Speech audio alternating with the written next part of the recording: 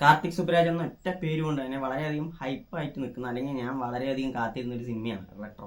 സൂര്യ, പൂജ Hegde, Joju George, Jayaram, Prakash Raj തുടങ്ങി അത്യാവശ്യം നല്ലൊരു കാസ്റ്റിംഗ് കൂടെ സിനിമയിലുണ്ടായിരുന്നു. സിനിമയുടെ ട്രെയിലർ കട്ടും അത്യാവശ്യം ഒരു പ്രതീക്ഷ നൽകുന്ന സിനിമയായിരുന്നു. പക്ഷെ പ്രതീക്ഷയെ അമ്പാടെ തെറ്റിക്കുന്ന ഒരു അനുഭവമായിരുന്നു റെട്രോ എന്ന സിനിമ എനിക്ക് നൽകിയത്. കാരണം സിനിമയിൽ എനിക്ക് തോന്നിയിട്ടുള്ളത് കാർത്തിക് സുബ്രാജിന്റെ ഏറ്റവും ഫിലിമോഗ്രഫിയിൽ തന്നെ ഏറ്റവും താഴെയുള്ള സിനിമ റെട്രോ ആയിരിക്കും. പുള്ളിയുടെ സൂര്യയുടെ സ്റ്റൈലും സന്തോഷ് നാരായണന്റെ ബാക്ക്ഗ്രൗണ്ട് സ്കോർ മാറ്റി നിർത്തി കഴിഞ്ഞ സിനിമ തീർത്തും ഒരു നമുക്ക് കണ്ടിരിക്കാൻ പറ്റാത്തൊരു സിനിമയായിട്ടാണ് എനിക്ക് പേഴ്സണലി തോന്നിയത്. സിനിമയുടെ തുടക്കത്തിൽ കാണിക്കുന്നത് സൂര്യയുടെ ചെറുപ്പമാണ്. ചെറുപ്പത്തിൽ ഒരു അമ്പലത്തിൽ വെച്ചിട്ട് കൂടെ ഉണ്ടായിരുന്ന ഒരാളെ കൊന്ന് ആ കുട്ടിയെ എടുത്തു വളർത്തുകയാണ് ജോജു ജോർജും സ്വാസികയും. അപ്പോൾ ജോജു ജോർജ് അത്യാവശ്യം നല്ലൊരു റൗഡിയാണ്. പുള്ളി എടുത്തു വളർത്തുന്നു. പിന്നീട് വർഷങ്ങൾക്ക് ശേഷം ലവ് എന്നുള്ളത് ഭയങ്കരമായിട്ടുള്ള ഒരു ഇമ്പോർട്ടൻ്റ് ആയിട്ടാണ് ഈ സിനിമയിൽ കാണിച്ചിട്ടുള്ളത്. അപ്പോൾ പൂജ ഹെഗ്ഡെയെ കണ്ടുമുട്ടുമ്പോൾ പുള്ളിൻ്റെ ഈ ജോജു ജോർജുമായിട്ടുള്ള സംഭവങ്ങളും എല്ലാം വയലൻസ് ആക്ടിവിറ്റിയും നിർത്തി സന്തോഷപൂർവ്വം ജീവിക്കാൻ ആഗ്രഹിക്കുകയാണ്. അങ്ങനെ ഫസ്റ്റ് തുടക്കത്തിലെ ഒരു കല്യാണ സീനാണ് കാണിക്കുന്നത്. അതിൽ പാട്ട് നന്നായിരുന്നു. തുടക്കത്തിലുള്ള ഒരു പാട്ട് നല്ല ഗംഭീരമായിരുന്നു. പിന്നെ സിംഗിൾ ഷോട്ട് ഫൈറ്റ് സീക്വൻസ് അത്യാവശ്യം നല്ല രീതിയിൽ തന്നെ എടുത്തിട്ടുണ്ട്. പിന്നെ ജോജു ജോർജിന്റെ ഒരു സംഭവമൊക്കെ നന്നായിരുന്നു. അങ്ങനെ നല്ല രീതിയിൽ തന്നെ തുടങ്ങിയ സിനിമ പിന്നീട് ഒരു സുഖമില്ലാത്തൊരു അവസ്ഥയിലോട്ട് പോകുന്നുണ്ട്. കാരണം അതിനുശേഷം ആ സംഭവത്തിൽ ഇടയ്ക്ക് ആ കല്യാണത്തിന് മുമ്പ് നടക്കുന്ന ഒരു ചെറിയൊരു സംഭവം കാരണം ഇവര് തമ്മിൽ പിരിയുകയും ചെയ്യും. സൂര്യ ജയിലിനകത്താവും. പിന്നീട് അവളെ മനസ്സിലാക്കി തന്റെ ജീവിതത്തിൽ കൊണ്ടുവരാൻ വേണ്ടി ശാന്തി സമാധാനമായിട്ട് ജീവിക്കുകയാണെന്ന് തെളിയിക്കാൻ നടക്കുന്ന നായകനും, അതിനുവേണ്ടി പുള്ളി ജയിലിൽ നിന്ന് ആൻഡമാൻ നിക്കോബാർ ദ്വീപിലേക്ക് പോവുകയാണ്. നായിക അവിടെയാണ് വർക്ക് ചെയ്യുന്നത്. പിന്നീട് അതിനൊപ്പം തന്നെ ജോജു ജോർജും സൂര്യയും തമ്മിലുള്ള ഒരു കോൺഫ്ലിക്റ്റും കൂടെ അതിനൊപ്പം പറഞ്ഞു പോകുന്നുണ്ട്.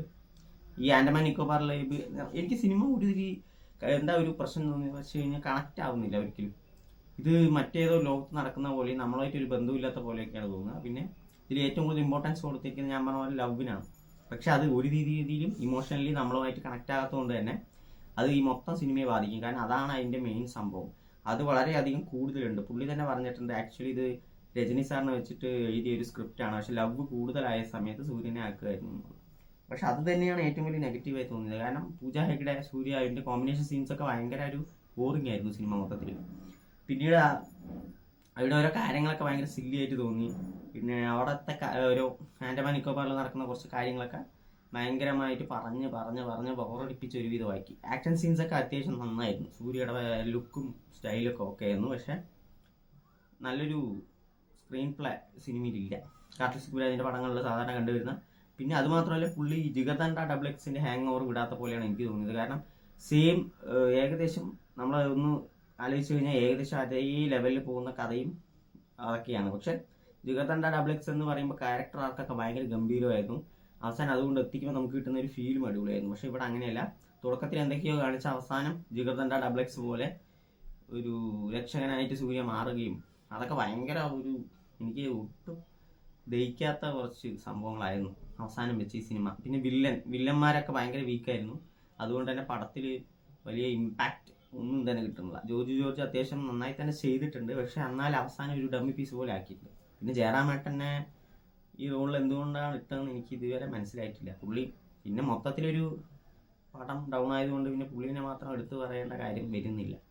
പടം നന്നായിട്ട് പുള്ളി മാത്രം സൈഡാക്കിയതാണെങ്കിൽ കുഴപ്പമില്ല. ഇത് മൊത്തം പടം ഡൗൺ ആയതുകൊണ്ട് സൂര്യ വരെ ഇതിൽ നായകൻ്റെ ഒരു തുടക്കം തൊട്ടേ കാണിക്കുന്ന ഒരു സംഭവമുണ്ട്. പുള്ളി ചിരിക്കില്ല എന്നുള്ളത്. പുള്ളിക്ക് ചിരി വരില്ല ജീവിതത്തിൽ എന്നുള്ള രീതിയിലാണ്. അതേപോലെ തന്നെ പുള്ളി ഈ ദ്വീപിലേക്ക് എത്തുന്ന സമയത്ത് അവിടെ എസ്റ്റേറ്റിൽ ജോലി ചെയ്യുന്ന കുറച്ച് തൊഴിലാളികളുണ്ട്. അവർക്ക് ചിരി എന്താണെന്ന് അറിയില്ല. കാരണം മുതലാളിമാർ പറയുന്നതനുസരിച്ച് തലകുമ്പിട്ട് ജീവിച്ച് ചിരി എന്താണെന്ന് മറന്നുപോയി. അങ്ങനെ ഒരു പൊളിറ്റിക്സ് ഈ സിനിമയിൽ അവസാനം കൊണ്ടുവരുന്നുണ്ട്. പക്ഷെ അതിലോട്ട് എത്തുന്ന വരെ കണ്ടിരിക്കാനുള്ള ക്ഷമ നമുക്ക് കിട്ടില്ല. ഞാൻ പറഞ്ഞ പോലെ ലവ് കൂടുതലായി പോയി, അത് കണക്റ്റ് ആയില്ല. സോ ഭയങ്കര ലാഗ് ഫീൽ ചെയ്യും. ഭയങ്കര വല്ലാത്തൊരു മടുപ്പ് സിനിമ അവസാനം എത്തുമ്പോൾ നമുക്ക് വട്ട് പിടിക്കുന്ന ഒരു സംഭവം. മൊത്തത്തിൽ എനിക്ക് കാർത്തിക് സുബ്രാജിൻ്റെ വീക്കസ്റ്റ് മൂവിയാണ് ഈ റെട്രോ എന്ന് പറയുന്ന മൂവി. തീർച്ചയായിട്ടും നിങ്ങൾക്ക് ഇനിയിപ്പോൾ ചിലർക്ക് പെട്ടു എന്ന് മാത്രം നിങ്ങൾ പോയി കണ്ടിട്ട് നിങ്ങളുടെ ഒരു അവസ്ഥ എന്താണെന്ന് കമൻറ്റ് ബോക്സിൽ അറിയിക്കുക. എനിക്ക് ഈ സിനിമ ഇഷ്ടപ്പെട്ടില്ല. സീരിയസ്ലി എനിക്ക് സന്തോഷ് നാരായണൻ്റെ BGM മാത്രമേ ഈ സിനിമയിൽ ഒരു പോസിറ്റീവ് വശമായി തോന്നിയുള്ളൂ. പിന്നെ ടെക്നിക്കലി എന്നൊക്കെ പറയുന്നത് മടുപ്പുള്ള ഒരു കാര്യമായി ഇപ്പോൾ. കാരണം കാർത്തിക് സുബ്രാജിനെ പോലെ കുറേ നല്ല ഡയറക്ടേഴ്സ് ഉണ്ട്, അതിൻ്റെയൊക്കെ ടെക്നിക്കൽ സൈഡൊക്കെ അടിപൊളിയായിരിക്കും, അവർ നന്നായി അതൊക്കെ ചെയ്യും. പക്ഷേ ഇവിടെ ഞാൻ പറയുന്നതാണെങ്കിൽ ജിഗർദണ്ഡ XX അതിൽ നിന്ന് വിട്ടിട്ട് വരണം. സെയിം സാധനമാണ് ഇവിടെ എടുത്തു വെച്ചിരിക്കുന്നത്, പക്ഷെ അത് അങ്ങോട്ട് വർക്കായില്ല. അവസാനമൊക്കെ ഒരു ചിരിയൊക്കെ ഉണ്ട് അതിൻ്റെ ഒരു സംഭവം, സെറ്റ് ഓഫ് ഡ്രാമ, അതൊക്കെ ഭയങ്കര ഒരു അരോചകമായിരുന്നു ശരിക്കും. അപ്പോൾ നിങ്ങൾ കണ്ടിട്ട് നിങ്ങളുടെ അഭിപ്രായങ്ങൾ കമൻറ്റ് ബോക്സിൽ അറിയിക്കുക. റെട്രോ എനിക്ക് വർക്കായില്ല സിനിമ, എനിക്കിതൊരു ബിലോ ആവറേജ് മൂവി ആയിട്ടേ തോന്നിയത് ശരിക്കും. അപ്പോൾ സൂര്യക്ക് ഇനി കാർത്തിക് സുബ്രാജിന് രക്ഷയില്ല, അടുത്ത പടം അതാണെന്ന് നോക്കാം. Okay, by.